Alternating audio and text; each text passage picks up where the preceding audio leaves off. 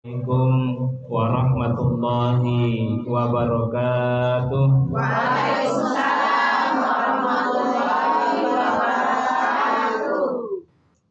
Innal hamdalillah nahmaduhu wa nasta'inuhu wa nastaghfiruh wa na'udzu billahi min shururi anfusina wa min sayyiati a'malina may yahdihillahu fala mudilla lahu wa may yudlilhu fala hadiyalah. Asyhadu an la ilaha illallah wahdahu la syarikalah wa asyhadu anna sayyidana Muhammadan abduhu wa rasuluhu la nabiyya ba'dah. Allahumma shalli wa sallim wa barik ala sayyidina Muhammad wa ala ali sayyidina Muhammad. Ibu-ibu yang dirahmati Allah Subhanahu wa taala, perlu kita ketahui, Bu, daun tidak akan berguguran kalau tidak ada yang menggugurkan.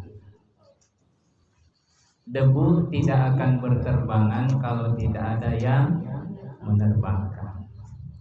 Angin pun, termasuk angin yang meniup ke dalam ini, tidak akan bisa bertiup kalau tidak ada yang meniupkan.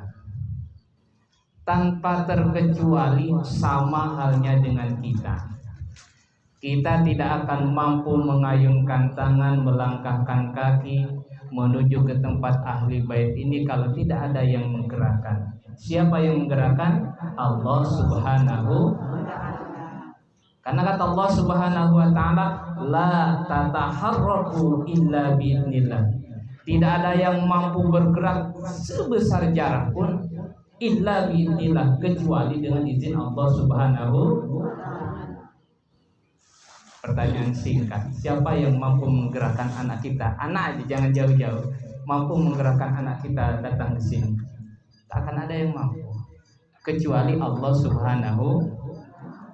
Maka pada kesempatan kali ini, yuk bersama-sama kita untuk selalu bersyukur dan bersyukur kepada Allah Subhanahu wa ta'ala atas segala anugerah yang diberikan Allah kepada kita.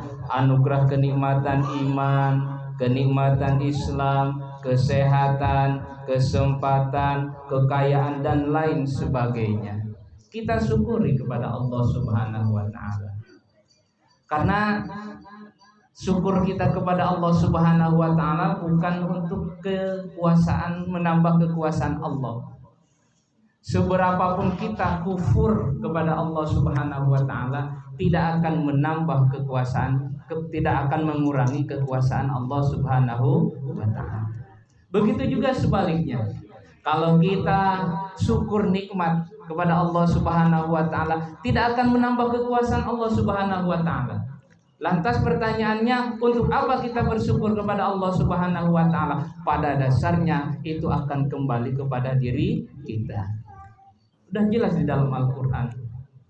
Wa in ta'adzana rabbukum la in syakartum la azidannakum. Jelaskan. Kalau kalian mau bersyukur kepadaku, niscaya aku akan tambahkan nikmat kepada kalian. Tetapi wala in kafartum, kalau kalian kufur, inna adabi lasyadid, sesungguhnya adabku sangat pedih. Jadi artinya syukur dan tidak bersyukur kita kepada Allah rupanya tetap kembali kepada diri kita. Maka tak ada salahnya kita selalu bersyukur kepada Allah Subhanahu wa ta'ala.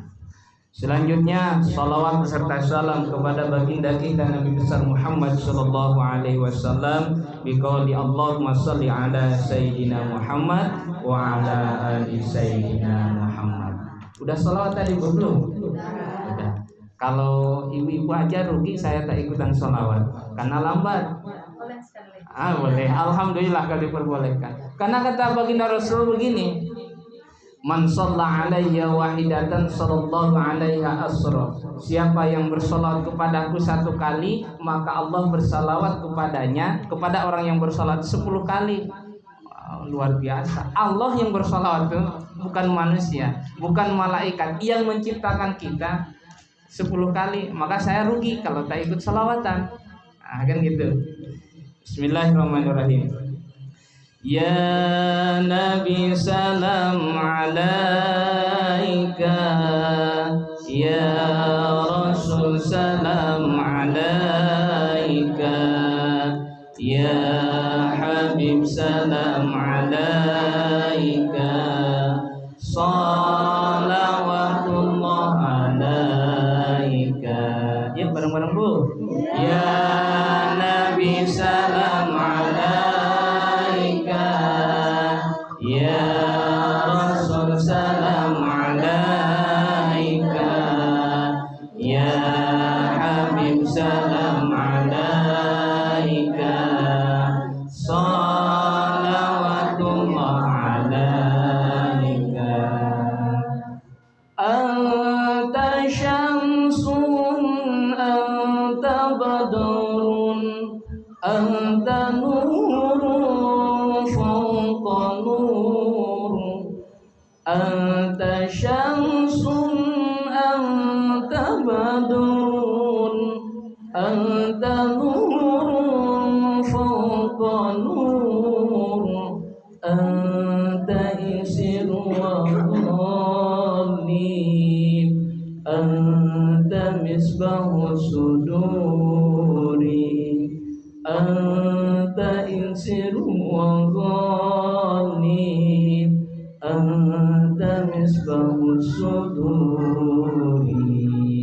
Ya Nabi salam alaika, ya Rasul salam alaika, ya Habib salam alaika, salawatullah alaika.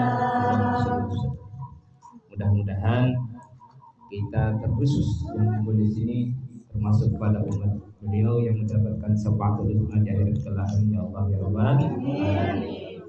Ibu-ibu yang dirahmati Allah Subhanahu wa taala, alhamdulillah sekarang kita berada di bulan Rajab. Tanggal berapa, Bu? Saya tak menghitung bulan. Sekitar situlah, belasan nampaknya. Bu, panjang kali emangnya. Bu.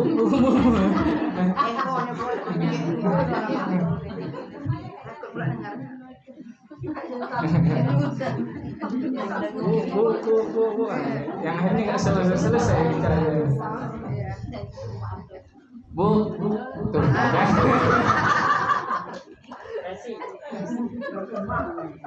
Aduh ya Allah.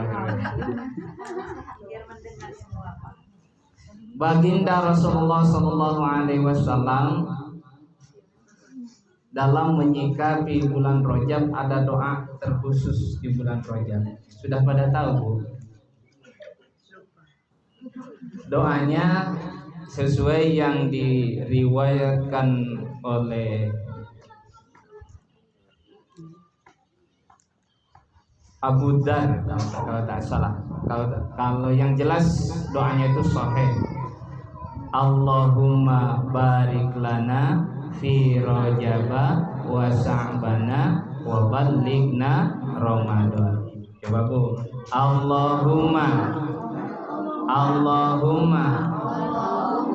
barik lana fi Rajaba wa Sa'bana wa ballighna Ramadan.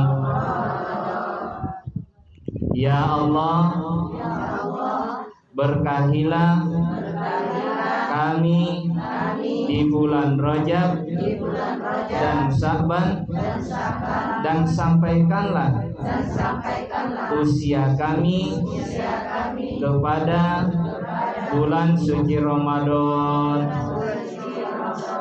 Hafal, Bu? Insyaallah. Bu, ini kalau dalam hadis yang lain disampaikan dibaca setiap ibu-ibu setelah sholat wajib. Allahumma barik lana fi Rajaba wa Sa'bana. Tapi jangan ketukar dengan doa makan. Karena saya sempat pernah kemarin waktu di Masjid Baitur Rahman Jumat kemarin, Allahumma itu mati. Allahumma barik lana. Ketuker dengan doa makan. Nah, jadi ini langsung ke bulan enaknya. Allahumma barik, ya Allah. Jadi pengen ketawa saya. Waktu di Baitur Rahman pun sama ketawa-ketawa, cekekekan malah. Allahumma barik lana fi Rajaba wa Sya'bana wa ballighna Ramadan. Karena di bulan Rajab ini Bu, para ulama menyampaikan Rajabu syahruz zar'i wa Sya'banu syahruz saqi wa Ramadhanu syahrul hasadi. Bulan Rajab itu bulan untuk menanam. Bulan Sya'ban bulan untuk menyirami. Bulan Ramadan bulan untuk memanen. Jadi sayang sekali kalau kita di bulan Rajab tidak dimanfaatkan. Karena bulan Rajab ini termasuk salah satu daripada bulan yang haram. Di mana keistimewaannya kalau kita bersedekah 2.000 dilipatkan pahalanya 2 kali lipat. Tetapi ada juga kalau kita berbuat maksiat 1 kali sama juga dilipatkan 2 kali lipat. Maka ketika di bulan Rajab ini pakai untuk kesempatan beribadah kepada Allah Subhanahu wa taala. Kenapa harus dipakai untuk beribadah kepada Allah Subhanahu wa taala? Syekh Abdul Qadir Al-Jailani dalam kitab Al-Ghunia, bulan Rajab ini terdiri dari 3, Ro, Jim, Ba. Ro rahmatullah, Jim judullah, Ba birullah. Ro rahmatullah, di bulan Rajab Allah menurunkan rahmat kepada kita. Jim judullah, kebaikan Allah, Allah memberikan kebaikan, limpahan kebaikan di bulan Rajab. Birullah, birrul walidain apa? Berbakti kan? Di sini saatnya kita beribadah, berbakti kepada Allah Subhanahu wa taala. Nah, makanya kalau di kampung Bu, kampung saya masih mungkin sampai sekarang, kalau orang siap adzan tuh muadzin tuh Allahu Akbar, selesai sholat 2 rakaat, ambil mic lagi. Namanya itu pujian kalau orang kampung bilang. Sambil nunggu orang datang. Allahumma barik lana fi Rajab wa ya Allah wa Sya'bana wa ballighna Ramadana wa ballighna Ramadana. Suasana gunung, angin sepoi-sepoi, suasana dingin, ya Allah, memang pas. Dan di sana tidak berkecimpung dengan segala bid'ah. Kalau di sini kan kalau kita kurang-kurangnya yasinan bid'ah. Mungkin ibu-ibu kumpul di sini pun dibid'ahkan. Berzikir bersama-sama, tak ada dari Rasulnya kan itu. Padahal itu mendoa setelah adzan tuh ada hadisnya Bu. Salah satu doa yang dikabulkan adalah antara adzan dengan iqamah. Dan doanya pun sore. Nah, jadi memang luar biasa. Kalau di kampung masih sampai sekarang juga. Tapi tema kali ini bukan itu Bu. Nah, ini sekedar apa namanya, pembukaan, cuma terlalu panjang pembukaannya. Nah, tema kali ini adalah insya Allah saya akan menyampaikan yaitu qaswatul qalbi. Apa itu qaswatul qalbi? Qaswatul qalbi adalah hati yang membatu. Nah, ini gawat kalau udah urusan hati. Nah, udah urusan hati menjadi batu pula. Cuma sebelum ke situ saya mau bertanya Bu, pernah nggak Bu barangkali mungkin sewaktu-waktu atau sekali waktu ibu sulit sekali untuk bersyukur kepada Allah Subhanahu wa taala. Hidup terasa hampa. Pernah, Bu? Pernah atau tidak? Itu yang pertama. Yang kedua, pernah nggak, Bu? Angan-angan banyak sekali. Saking banyaknya kan orang istri saya kan kalau gitu. Kalau banyak itu saking banyak pakai banyak kali. Karena dari Jogja kan gitu. Banyak sekali. Angan-angan banyak sekali. Tidak pernah kunjung terpenuhi perasaan di dalam hati. Pernah seperti itu belum, Bu? Gawat kalau kayak gini. Pernah. Ya karena aku di situ tapi tak sampai kan. Yang terakhir, Bu, pertanyaannya. Hati bimbang, kesombongan menyelimuti. Terkadang ketika dinasihati sang suami, "Alah, engkau tahu apa?" Atau bahkan ketika dinasihati oleh sang guru, oleh guru kita, merasa diri digurui. Pernah atau tidak, Bu? Kalau memang seperti itu, pernah semuanya atau pernah salah satu, ibu harus hati-hati. Kenapa? Bisa jadi waktu itu ibu mau diserang penyakit qaswatul qalbi. Apa itu qaswatul qalbi? Hati yang membatu. Bisa jadi ibu pas waktu tersebut, ketika hati keras, kesombongan datang, dinasehati melawan, ibu-ibu hati-hati mau diserang oleh penyakit qaswatul qalbi. Kalau penyakit hati ini payah, Bu.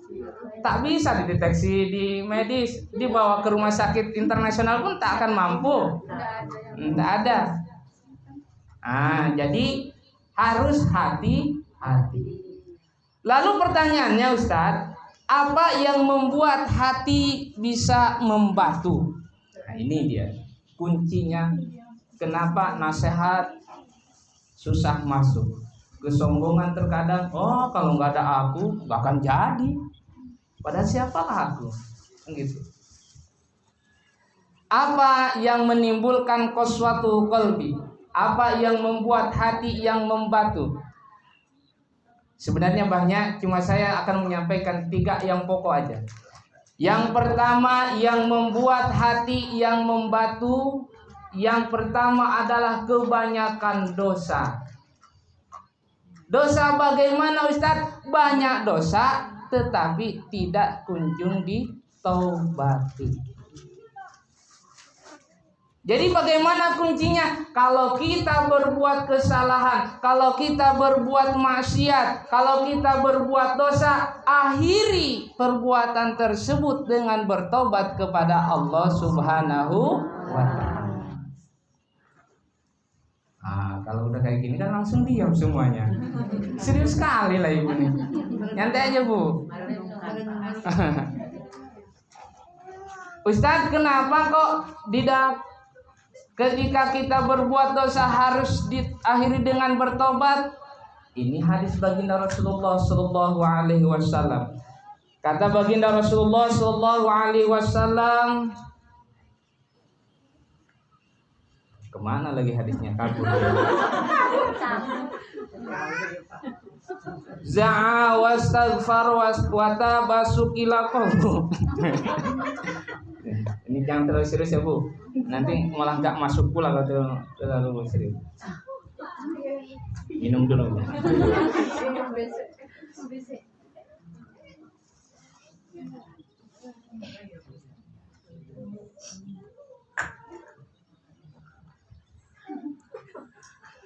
Dah, Bu. Saya jadi pengen ketawa juga. Kalau kata baginda Rasulullah sallallahu alaihi wasallam, za'a wastaghfar wa taba sukila qalbu wa in ada zida fiha hatta ta'luwa qalbu. Maksudnya di mana anak Adam, kalau dibilang anak Adam termasuklah diri kita. Karena kita keturunan Nabi Adam. di mana anak Adam berbuat dosa terus tidak dikunjungi dengan bertobat, maka hatinya akan mengeras. Tetapi bagaimana Ustaz? Berbuat dosa lalu kemudian bertobat, maka hatinya akan diluluhkan kembali, akan dibersihkan lagi. Tetapi malah sebaliknya Ustaz, bukannya bertobat, malah semakin banyak kemaksiatannya, malah semakin banyak dosanya, maka hatinya akan semakin keras. Kalau dulu pernah saya menyampaikan waktu di masjid pertama kali ibu perwiritan, mudah-mudahan ingat. Pesan baginda Rasulullah ada 3. Yang kedua, akhiri perbuatan yang jelek dengan perbuatan yang baik. Itu. Jadi bagaimana kuncinya? Bertobat kepada Allah Subhanahu wa taala, lalu susul dengan perbuatan yang baik. Perbuatan yang baik macam mana? Bersedekah banyak, bertobat banyak, sholat, tapi jangan banyak sholat fardu. Sholat fardu ini udah pas, jangan nanti dulu ditambah pula. Kalau sholat sunat bisa ditambah, tahajud 2 rakaat, salam, tambah lagi lah, belum puas tambah lagi boleh. Tapi jangan sampai nanti saking semangatnya sholat asar 8 rakaat pula kan, itu tak boleh, tidak ada tunannya. Akhiri dengan bertobat, lalu ikuti dengan perbuatan yang baik. Model bersedekah. Bersedekah itu bukan untuk orang lain keuntungannya, tetap kembali kepada diri kita. Jadi ada sebuah cerita Bu, ini mungkin mudah-mudahan jadi pelajaran untuk kita. Di zaman Nabi Musa ada sepasang suami istri, dia sangat miskin. Baju yang dipakai baju yang dipunya hanya yang dipakai saja.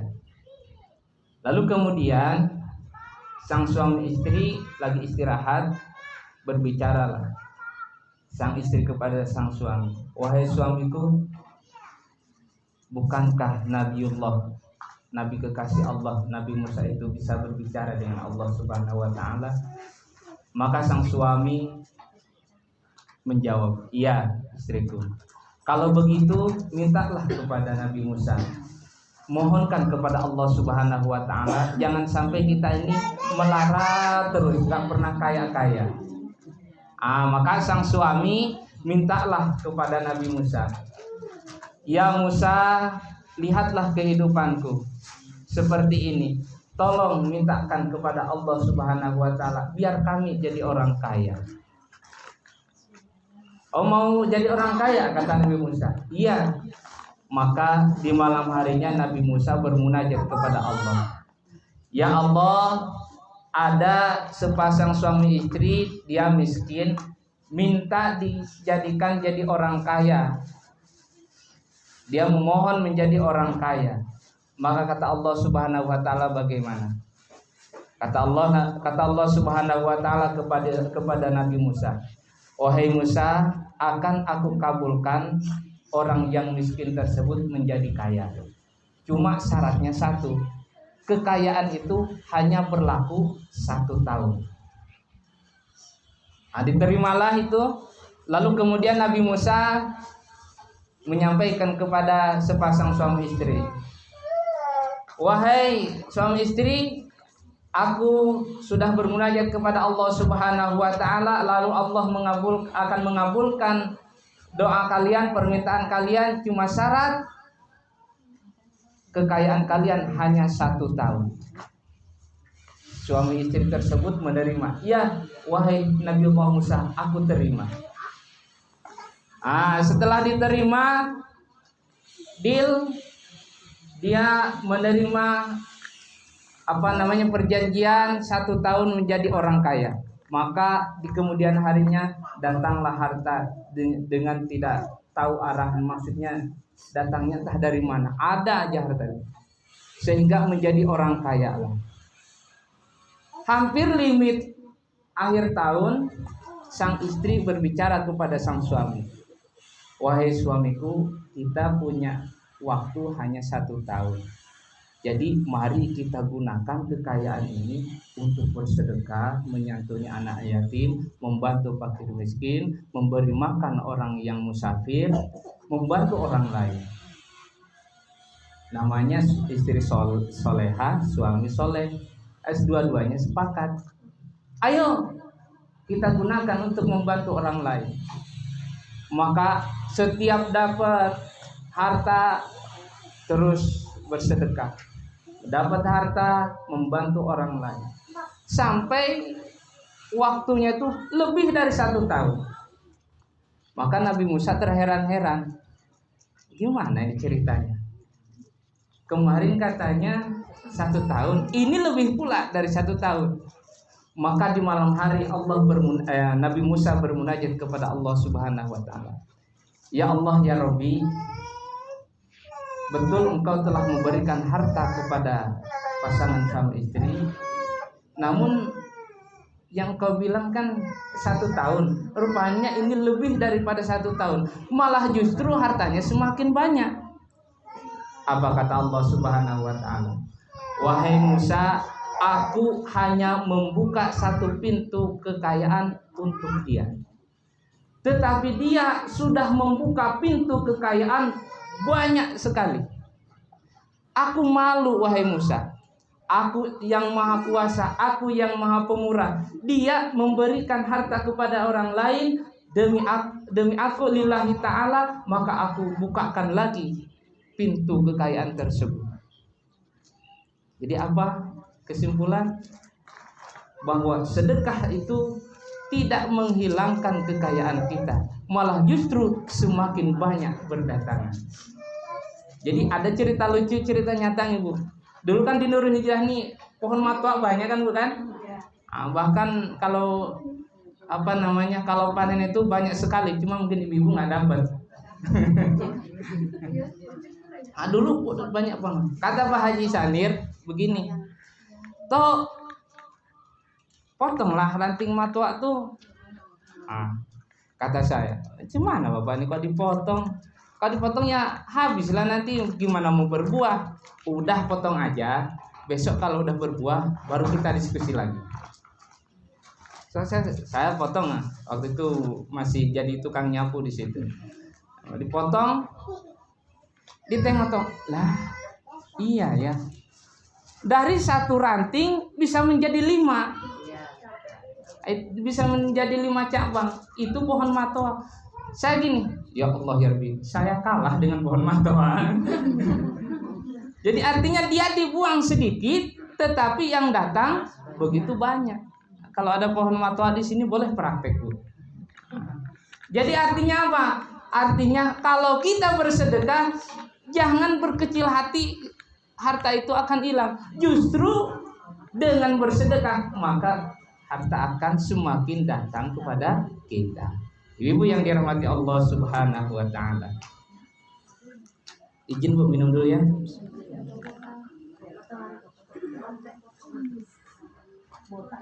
Nah, jadi yang pertama kembali lagi ke pokok. Ini panjang kali ceritanya nih. Jadi yang membuat hati kita membatu adalah kebanyakan dosa yang tidak diakhiri dengan bertobat kepada Allah Subhanahu wa taala. Kalau hati sudah keras Bu, kalau Syekh Ibnul Qayyim begini kalimat Syekh Abdul Qayyim. Al-qalbul mayitul qasiyyu kasyajaratil yabisati la yaslihani ilan nar. Alhamdulillah. Kalau hati sudah membatu dan membeku, maka sudah tidak layak lagi, dia bagaikan pohon yang meranggas. Dia bagaikan pohon yang mati dan meranggas. Kalau pohon yang mati terus meranggas Bu, untuk apalah gunanya? Dijadikan kusen lapu, sudah tak jadi. Satu-satunya la yaslihani ilan nar, tidak ada lagi yang pantas untuk dia kecuali api. Maka naudzubillahi min dzalik, jangan sampai kita termasuk kepada orang yang keras hati. Mudah-mudahan ini ibu-ibu soleha semua.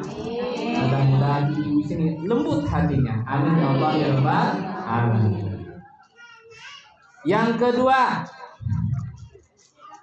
apa yang membuat hati kita membeku dan membatu alias mengeras? Yang kedua adalah kebanyakan makan. Kenapa? Bu, ini kalau di keriting, maaf memang makanan ini lomak-lomak kalau kata di sini.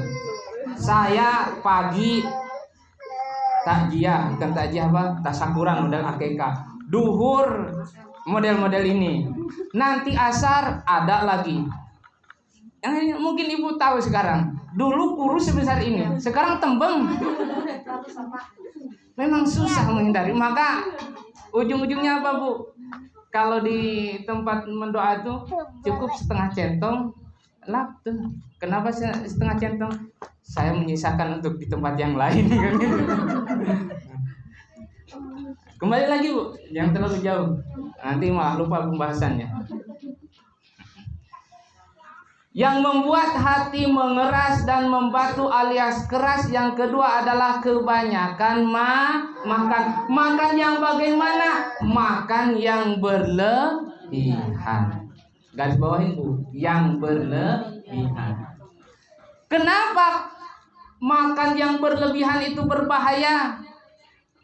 Kalau kata kedokteran pertama dari generasi Islam Bu, ada yang tahu Bu? Namanya Ibnu Sina. Kalau di anak-anak itu kan dilakukan kedokteran pertama Ibnu Sina namanya. Itu kan. Apa kata Ibnu Sina? Wahai saudaraku, perhatikanlah pola makanmu, karena kebanyakan penyakit timbul dari makan yang berlebihan. Maka wajar baginda Rasulullah menyampaikan dalam hadisnya, khoslatani tuksiani kolbu, kasratul kalam wa kasratul akal. Dua hal yang membuat hati mengeras. Yang pertama kebanyakan makan, dan yang kedua kebanyakan berbicara. Maka langsung sambung biar tidak terlalu lama. Udah 32 menit. Jadi yang terakhir yang membuat hati kita membatu, yang bisa membuat hati kita mengeras adalah kebanyakan berbicara. Berbicara yang bagaimana? Berbicara yang tidak bermanfaat. Bu, sholat berbicara enggak? Bicara. Kalau enggak berbicara, itu bermanfaat, silakan mau seharian sallallahu alaihi Muhammad sallallahu alaihi wasallam, itu dianjurkan. Atau zikrullah, la ilaha illallah, la ilaha illallah.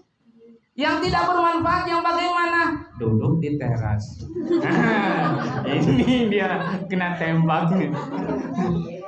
Duduk di teras sambil ngupas bawang. Ada tetangga pula, bubur sini Bu. Tahu nggak Bu? Yang sebelah itu kemarin kan gini loh, disambung pula sama yang sebelah. Iya ya. Cocok. Yang kayak gitu yang harus dihindari. Kalau ada yang kayak gitu, minggat. Dengan minggatnya kita bernilai ibadah. Kalau ada yang kayak gitu malah ditemrung, datang satu lagi. Iya ya kalau begitu. Yang akhirnya makin melebar, ujung-ujungnya gibah. Gibah masih mendingan meskipun memang tetap dilarang. Ngomongin orang lain dalam masih baik.